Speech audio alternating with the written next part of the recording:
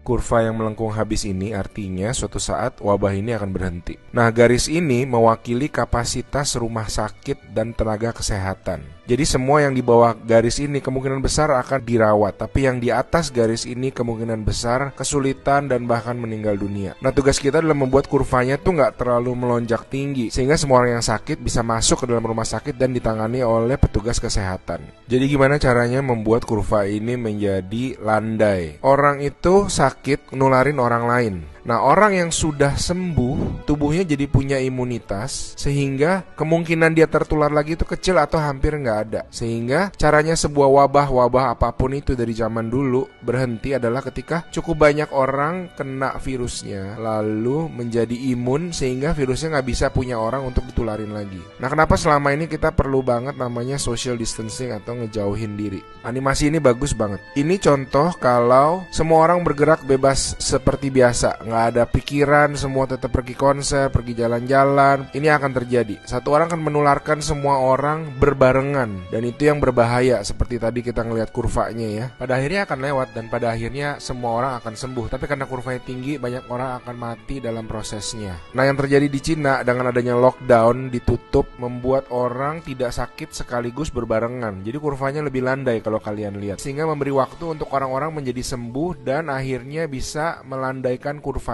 Nah, sekarang kita lihat kalau kita lakukan namanya social distancing, yaitu kalau nggak harus banget, nggak usah pergi keluar. Kalau nggak penting-penting banget, nggak usah ketemu temen, nggak usah ada social function, semuanya ditunda dulu. Kita lihat apa yang terjadi.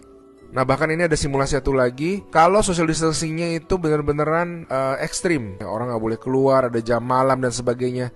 Ini yang terjadi. Kita lihat beda banget kan. Jadi ada orang yang akan tetap sakit, tapi mereka bisa masuk rumah sakit dan dirawat. Jadi teman-teman, please do your social distancing, stay at home, work from home, anywhere you can.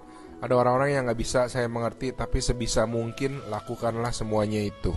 A good way of doing it is to imagine that you do have the virus, yeah, and change your behavior so that you're not transmitting it.